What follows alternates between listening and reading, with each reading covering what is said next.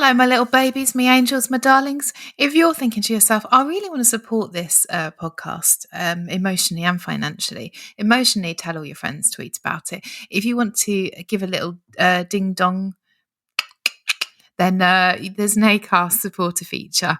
If you want to give a donation, it doesn't take it every month. You can give a one-off donation, or you can give me all of your net worth for the rest of your life. It's up to you, but there is a feature for that. Just whop yourself on the link on the show notes. Either way, thank you for your support and love to your families. The one constant in the world is change. To succeed in business and life, you need to progress with it.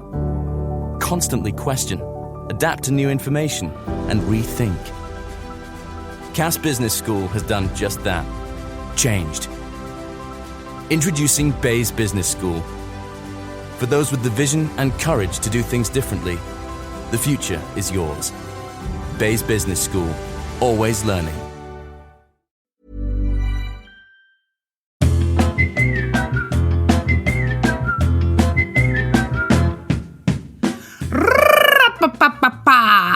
Hello, it's Cuddle Club. Oh, that was a dichotomy, wasn't it? Is that the right word? Something old, something new, something borrowed, something blue. That's how I'd like to start this podcast. Today I'm talking to Nina Conti, a friend and a lover, not to me, but to her boyfriend. Okay? We're different things to different people.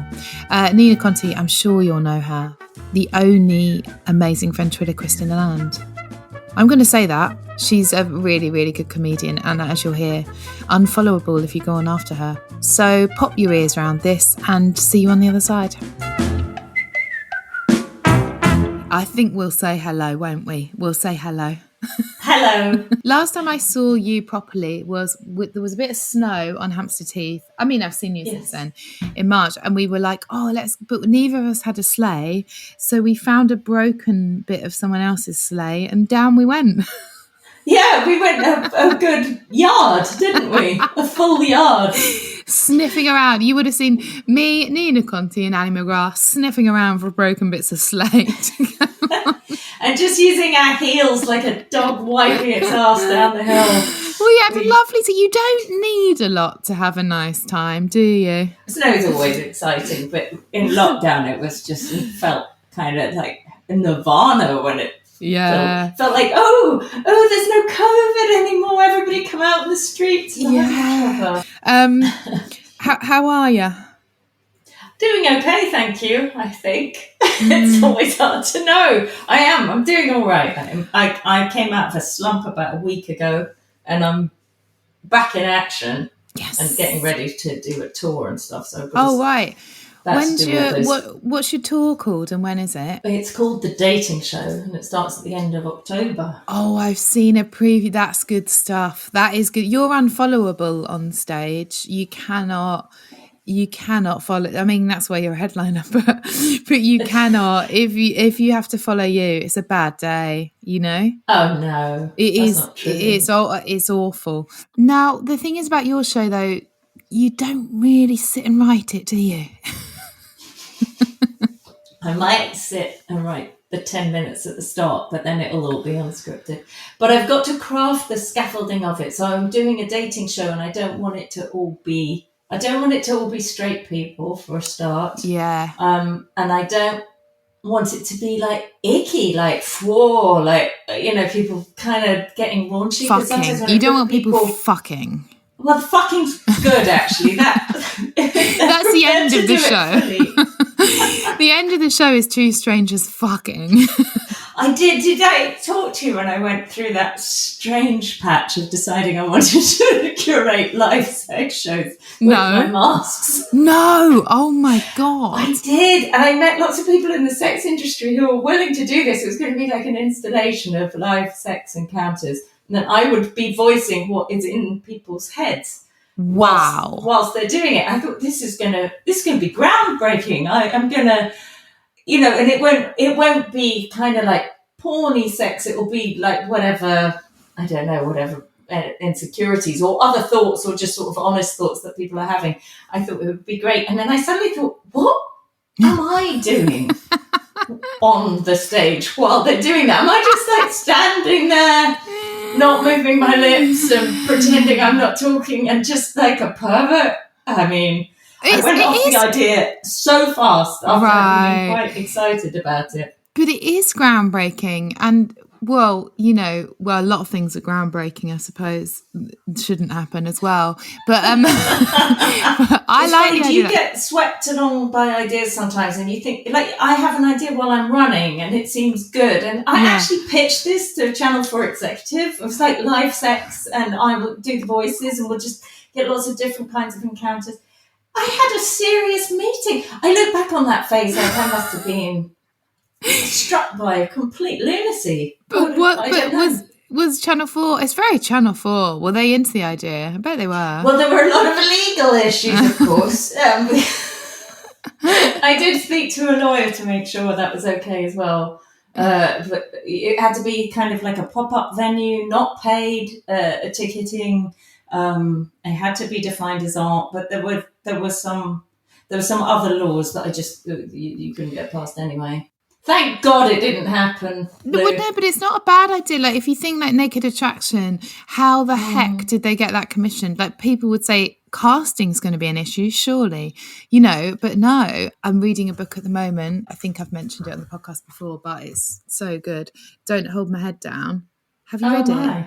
No, I haven't, but it's quite a striking title. Yeah, and it's this Lucy Ann Holmes who did the Get the Tits Out of Page 3. I think I had to catch your name.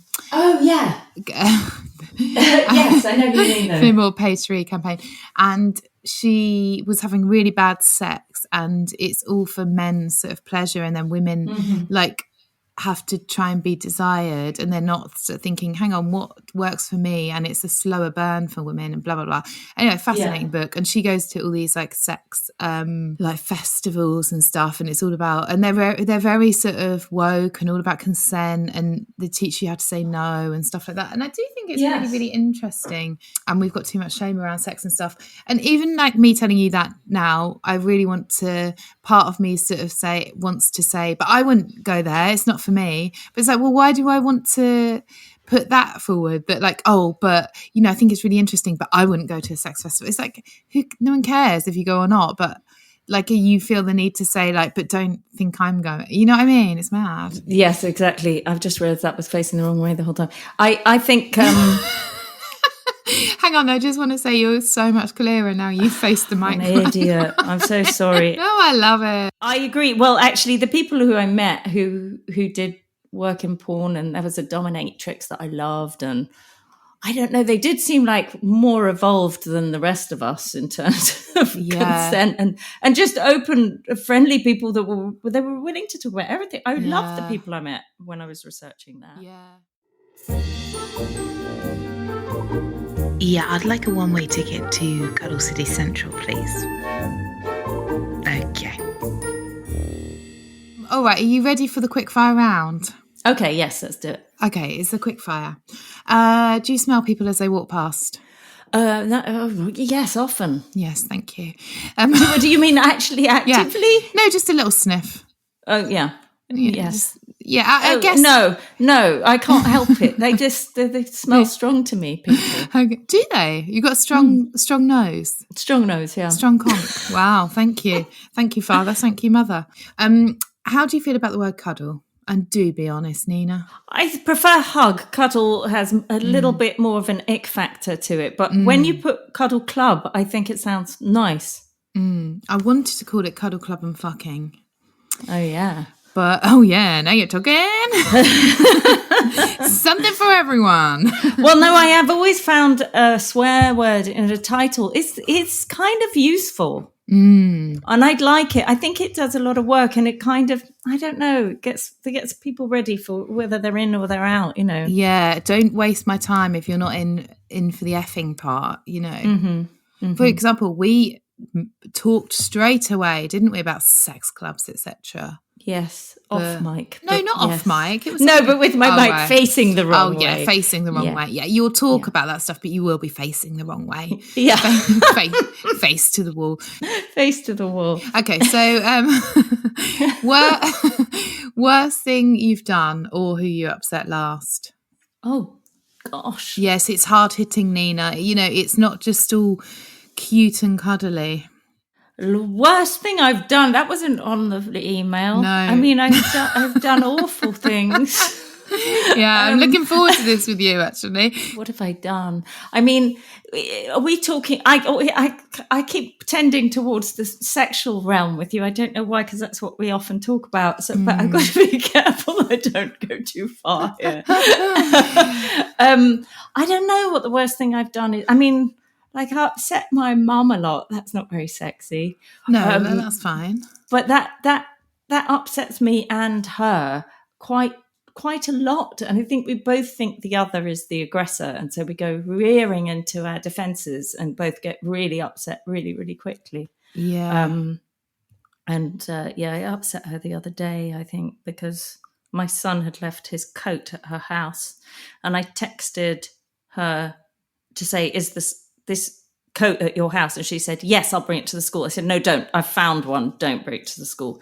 But then she did bring it to the school. And I thought, oh, no, don't, because you're going to make us late and then we can't. Anyway, she said, I'm at the gates, and I couldn't see her at the gates. And my son was nervous about being late. So he ran in and I didn't see her. And then I said, I couldn't see you. And then she just felt shouted at, and I went up to the car. And what she really wanted was to see my son for 5 minutes. Aww. But I was like, and then she looked really kind of upset, like she'd come all that way and she just wanted to say hello. And I tried to stop her and I was busy going, well, I tried to stop you, which wasn't the point. And that's the kind of, I don't know, I do that like every day with my mum. Oh, sugar. Anyway, we're going to therapy, so I think we'll sort it out. Yeah, that's good. And why can't you just let her babysit more?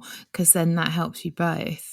Like, palm well, the it kids does off. and it doesn't, and then I feel guilty about that. And I think I'm the problem here, probably. No, you're not. And also, why do we feel guilty all the time? It's such a wasted emotion to constantly feel guilty, because it's just, do you know what? I think it's just communication, isn't it? Like, she should have said, oh, I just want to see my grandson. And then you could have said, well, yeah, but a better time is not when we're rushing for school. And then, you know. That's what, if you'd have been there, if you could have fed us those lines in an earpiece. It's just, I'm reading this book. Yeah, I read a lot. What can I say? No, I've read a book, actually. I've read it, so it's done. The 4 Agreements.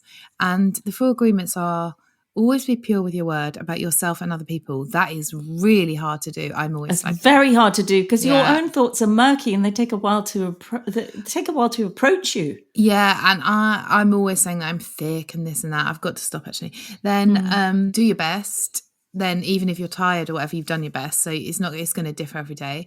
And then never make assumptions. That's really hard. And then always have clear communication. So just tell people what you want, kind of thing. It'd be so much. Is that the same easier. as 1? 4? What's 1? Pure with your word is different. It's like, don't slag people off and don't slag yourself. Oh, because words have power. Yeah, and then. Oh, I thought you meant like just be true with them. No. Okay.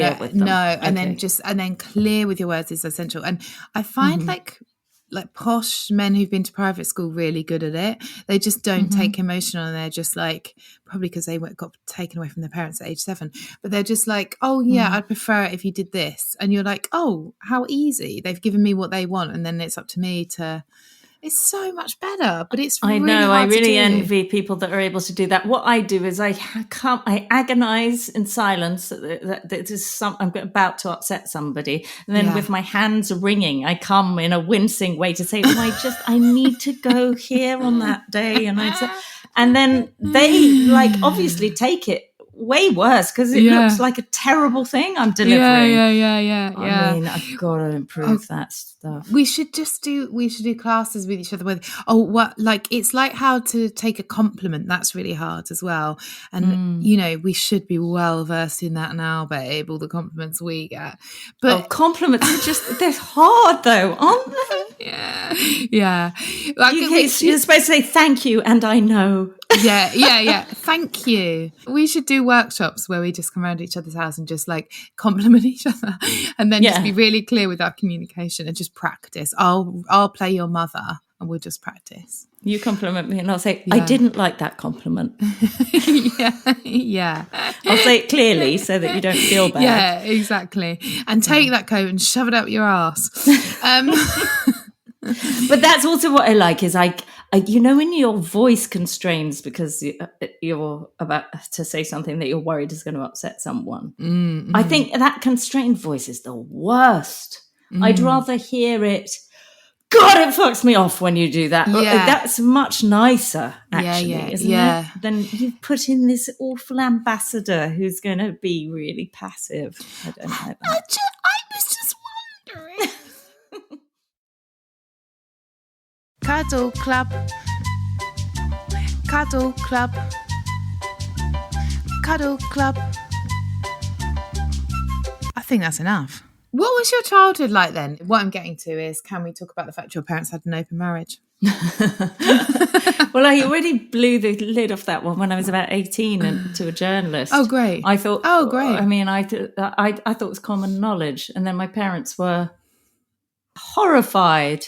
They were horrified. My mum was like, my parents don't know. And I was like, oh, sorry. Oh, I thought.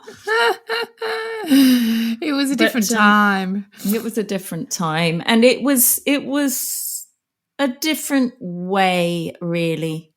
We say open marriage. It wasn't like a great swingers party at all. It was actually kind of, you wouldn't have known. Yeah. And it was sort of French, and they were kind of above it all. You know, like, well, we're not going to make a fuss about that. Why would you make a fuss? How can one person be everything to another? It was more like that. And sort of, and if you're going to be silly about this, then, you know, move on. You know, it was that. Oh, I love that. It's so French, isn't it? Yes. It's so French. But it took me a while to work out that was the case. That's what I was growing up in. And I've thought about it a lot more as an adult than I have as a child, to kind of work out what that did, in what ways that did affect me. Would you ever do it? Well, I mean, I'd give it a go here and there, and it's very problematic. And I think, like you say, that revitalize a sex life thing that you were saying, it might work there when people have become really, really solid friends or something, and they need something else, and there's trust there. But I think whilst in love with someone, I really, no, thank you. I don't want to share. I get really upset about that thought. Unless I'm in total control of the whole thing. Get rid of everyone as soon as it's all. But I still even think, no, I think when you're in love, ouch, no, get away. Don't even look that way. Don't you look at me, and don't you look anywhere else. I don't share puddings and I don't share genitals. But were your family quite affectionate? Like, that's a different. I'm going into a different question now. Yes, let's blur the two. Not a great palate cleanser. I tell you what, I'm going to ask a different question in between. Okay. Oh, well, now she's asking. Are you good at chatting people up when you're single? I've never really thought about it as chatting up. I think if I sent myself in to try and chat someone up, I would probably fail. So no, I don't think so. I might be good at dropping a hint that there's interest there, and then instantly cover it up like it wasn't said. By hating them, by negging them. I'm quite good on stage if I've got the microphone, and then I'll be like really brave and be like, ooh, you know, and then as soon as like I'm not on stage anymore, like say someone came up to me at the door, that's happened before, like I've chatted someone up on stage and then someone will come up to me at the door and I just can't speak, and I'm just like, oh you know, they're like, do you want to go for a drink? And I'm yes, maybe, and I just can't like get it together. Weird, isn't it? Yeah, that's weird. I haven't really done that on stage. I think anyone that they've been, I mean, Monkey might have said, by the way, you know, she's worth, she's up for it. To someone. But it's so the context of the show. If that person turned up, I think I would be then like really, oh no, I didn't, you know. Not really. Yeah. Oh, it's great to have Monkey. You could bring Monkey everywhere. Don't you wish Monkey was in your real life? And then you just like say to your mum, you know, like through the Monkey. I'm kind of glad he's not. But it's very useful on stage, and it's always always feels like a lid's come off when I'm on stage and I've got Monkey, because I can talk about things obviously that I don't find socially acceptable to talk about in my own persona. So it always feels like, oh, I can say that thing. Yeah. It's really nice.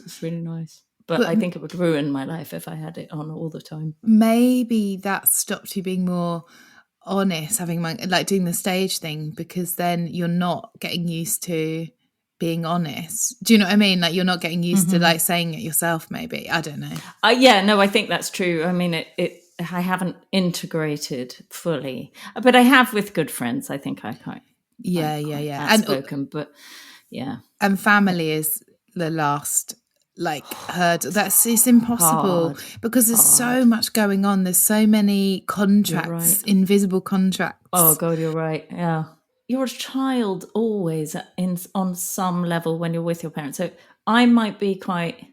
I don't know. I think I'm a baby. There's just this baby going, Mum, what about me? Yeah. All the way through it, and. And you haven't started mothering her yet then, because it flips at some point. Yes, I do, but I'm a horrible mum to her. I've started mothering her and my style is horrible. I think it is. My mum's a very brave woman and she's been quite a trailblazer in a way. But at the same time, she feels like she always has to have a happy, smiling face on. So I think that she doesn't accept things, but that's her choice, so that's fine. So me always like trying to drag the dark in and go, well, what about that? Well, didn't that upset you when that happened? And that's not her choice of how she wants to be. So hey Nina, maybe we've all got masks. Do you get what I mean? Because you work with masks. Well, in my book, I've got a mask on my mum and dad. I'm sort of making them say the things that I think they should say. Oh shit, that's good. What's your book? It's just something I talk about and will never publish. No, you haven't brought it out. No, I haven't brought it out. No, I'm very, very slow. I've been writing it for years and talking about it far too much. You got to bring it out because every clown and their dog has got a book, Nina. I know, every dog. I know. I mean, you're seeing all our colleagues with books out and you think, surely we've got to bring a book out now. Have you done a book? I'm doing a proposal at the moment. It's just hard to find the time to complete it and send it off, isn't it? But, it's going to happen next week, I think. I'm going to send it off next week. So, well, that's the right way to do it because I haven't approached any publishers. I'm just writing it in case I don't want to deliver on it. So that's why it's gone on for ages. It's because I want to just sort of make sure I'm not writing it for someone else. That's what, and then I fall out of love with it. So it could go on for another 10 years. I don't know. No, but I think if you send off an extract and get a publishing deal, then what you've got is something called a deadline. And then that really does force the arm because you've got a bit of money in the bank and you sort of think, I want the rest of the money in the bank. Yes, and then that's the motivation bigger than all this cotton wool thing of what do I want to say? But how often do you feel like there's a new Lou? Like 3 years ago, were you the same? No. Or was it is it every year? It's every 7 years we change completely, don't we? Every cell in our body is different. Physically, yeah. But I think, I don't know, it depends how much work you're doing. I think. And it depends what's happened to you personally. Yeah, exactly. So I guess, I don't know. 4 years ago, very different. 3 years ago, quite different. 2 years ago, a bit different. 1 year ago, not that different. Right. Now we're up to speed. Yeah, okay. But that's the thing. If you take a long time to write a book, I look at this person who was writing the first chapter and I think, well, I can't help you with that. That was your thing. Yeah, but then you're writing for the people that are where they are when you are where you are. Do you see what I mean? So yes. If you've written a book 4 years ago, it would resonate with the people that were in the same place. Mm-hmm. And then in 4 years' time, if you get better or worse and write a book then, it just resonates with the new set of people. With the new set of people, but there's no need to not do it because some things are timeless. Yeah, you're probably right. Get your finger out of your bloody monkey and do it. Just do it. I know. I feel like I need to go to a sort of derelict castle somewhere in Scotland. It doesn't have to be a castle. I'd very much like a hut in a garden. Well, your tour's coming up. Pop yourself in a hut in the day. You could write in the day for sure on tour. Yeah, I can write on trains. I find it much easier to write if I'm moving quite fast. Planes and trains, I can write. It feels like there's something propelling. That's interesting, yeah. We'll pop you in a rocket, and by the time you come back down, you'll have it completed. If anyone's got a rocket in there, can we pop Nina in a rocket? Go on, take us back then. History, the past, memories. When stuff was cheaper, certainly. Woolworths. Coffee wasn't no good. Instant coffee, is it the war? It's not the war, is it? We can go back now. Oh yeah. Touchy family, but I mean it in an affectionate way. Yes, I think so. Although, you know what happened? I was an only child and felt like a sort of important only child because my mum had decided to do that with all her time rather than continue acting. And so, oh God, just calm down, Nina. Don't go too deep. Anyway, no, I loved it. We can go deep. We can go shallow. That's the beauty of Cuddle Club, you know. We can go deep, baby. I love it. No, what I was going to say was that there was a lot of affection came my way and a lot of kissing on my face. And when I was 5, I said, no more kissing. There is to be no more kissing. I've had my quota.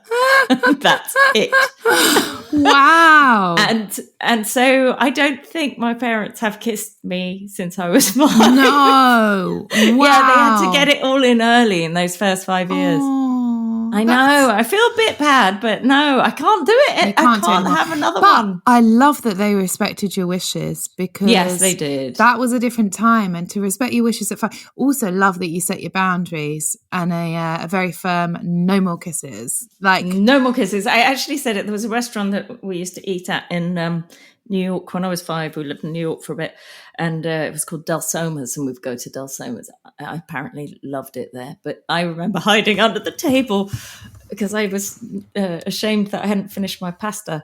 Anyway, but it was at Del Soma's. It was one night at Del Soma's. I think I was wearing a new coat and I was getting extra kisses because I must look sweet or something. And that's when I said, no kissing at Del Soma's. And wow. I think they must have been a bit shocked and they just they kind of turned it into a song.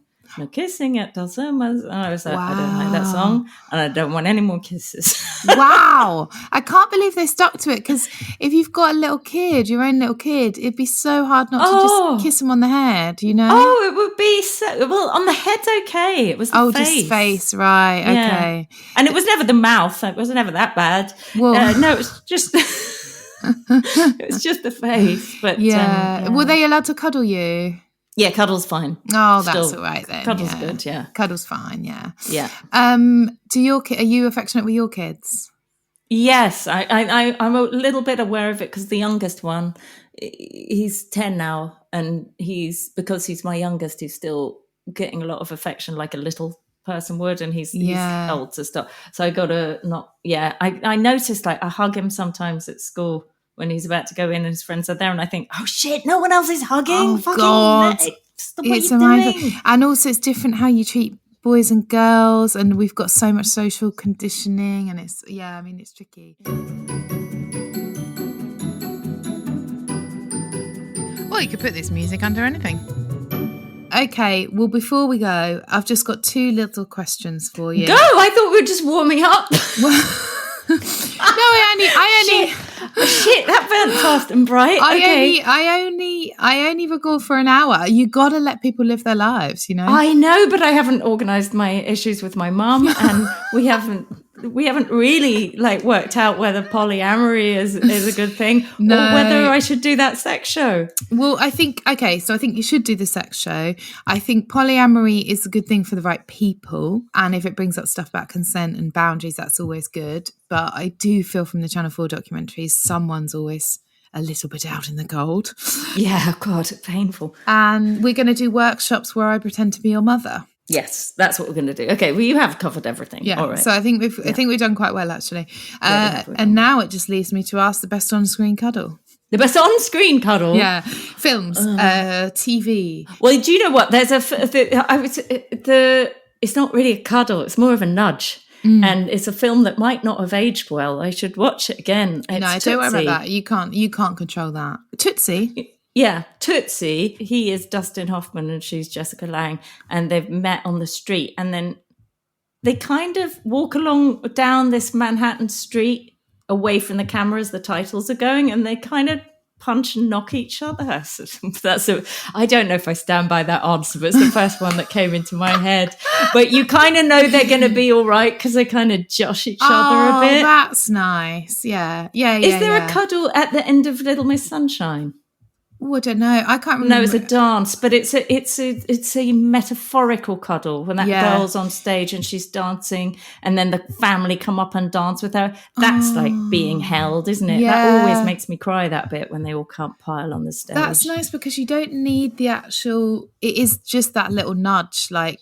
That sort of like, okay, once when I did Travel Man with Richard Ayoade, he doesn't like people touching him, and I said, can I push you into shot? And he said no, and I said, please let me push you, and he said no, and then we bonded more, and then at the airport he gave me a lovely big old shove, and I just thought that was lovely. Yeah, that's lovely. Yeah, no, I like that. I like a slap across the yeah, a big I like to be hit with a hammer over the head, and that's affection, you know. And that's Cuddle Club. Can you remember any best or worst or weirdest cuddle? I spent all morning trying to think about weird cuddles. I thankfully couldn't remember any of them, but I'm sure I've had my fair share. You must have. You've been doing comedy a while. I'll tell you what it was. During lockdown, this might be an answer you've had before. Obviously, no one could hug. And my mum was shielding, and my youngest son hadn't seen her or been able to hug her for a long time. And when one of the rules softened, I can't remember what it was, she came round and we decided that she could hug him if he covered himself in a sheet. Aww. So he went up like a ghost and she hugged him, and she just like, boom, her tears just kind of came flooding as she hugged this little sheet, and it was just like, whoa, everybody was quite that's amazing, touched. Yeah, actually we'll probably end on that, to be fair, because that's lovely. Actually, but no, we won't, because I've got to give you your cuddle type. I've got a cuddle calculator and I just put the data into it, and then it just comes out with your cuddle type. So we spent quite a lot of money on this, actually. Here we go. So your cuddle type is Chardonnay. People love you at the time, but they can't have too much of you. You know why? You're addictive. Whoa, that's so nice. Yeah. Well, thank you very much. Thank you for coming on, and let's hang out soon. It's hard to hang out, isn't it? Because it's so busy, and you, like, with the best intentions, you just don't get to hang out anymore. No one does. I know. Well, normally we get the odd gig together. Hopefully that'll come up soon. I keep seeing you on the gig, like the night you've done it the night before, or, you know. Yeah. They don't put two legends on. It would be too much. It's too much, isn't it? Too many people would come. Too much estrogen in one room. Pheromones. Too many pheromones. Yeah. All right. Well, lovely to see you. And lovely to see you, and see you soon. So if you want to hear more from Nina Conti, she does a podcast called Richard and Greta, which is on Podtail and lots of other ones, with Shanoa from Pyjama Men. And you can go on her website, ninaconti.net, and she's got all her live gigs and the tour. Book for the tour. You will not regret that. That is a good night out. Oh man, sit at the front, get involved, love it. And I'll see you on the other side. Well, I've said that before, so I can't say see you on the other side. So, just stay true to yourselves, I suppose. And I love you next time. Bye-bye. Ooh, do follow at Cuddle Club Pod online, and me at Lou Sanders and Nina Conti. Okay, well, cuddle yourselves dry, and I'll see you in the morning.